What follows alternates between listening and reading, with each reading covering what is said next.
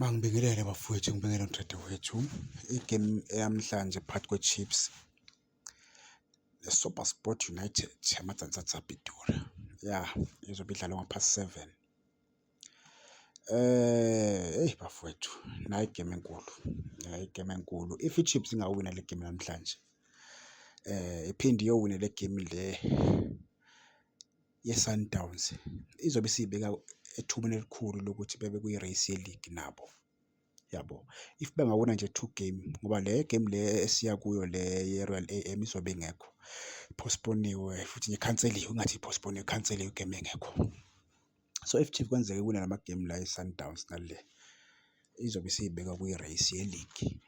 Bazobe sebene-chance nabo yokuwina i-league, bazobe sebekhawunteka kangcono, yabo, ngoba bazobe sebena-32 point, yabo.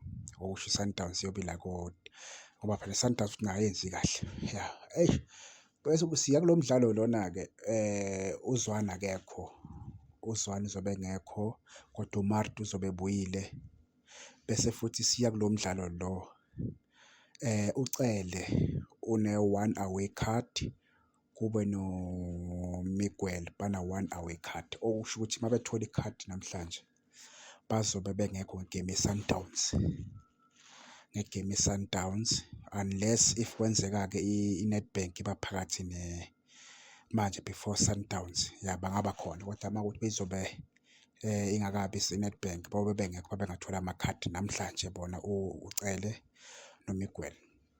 So okuwusifiso sami ukuthi u-coach ongcono engabadlalisi namhlanje, akababeke ebhentshini, afake yena uMarti, ngoba ngiyacabanga ukuthi umthetho uzobe khona umthetho, ya.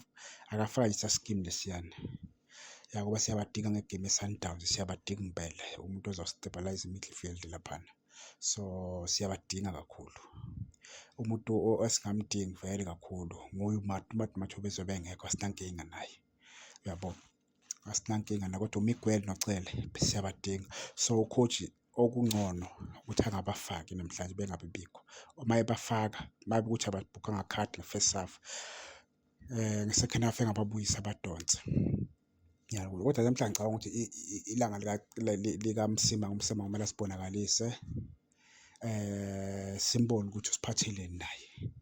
Yilo ilanga lakhe namhlanje, ngoba ngibona ukuthi unakho bazomdlalisa uMiguel namhlanje because of that card. Kungenzeka phela bebhukhe or udlala rafu vele uMiguel. So I don't think u-coach uzo-risk ukuthi amfake because le game le ye-Sundowns siyamdinga kakhulu umuntu ofana naye kuleya attack ye-Sundowns, siyamdinga kakhulu. Futhi noCele siyamdinga futhi uCele, umuntu ozokhona ukubamba ibhola engasheshisi uma be-attack, yabo. So siyabadinga nje boyi-2. So kube kuya ngami kuba ngabafaki namhlanje, engabafaki namhlanje, afake bona laba ababuyile, afake bona laba ababuyile, uMarti noMthethwa, afake bona. Ngiyabonga bafowethu, sale kahle.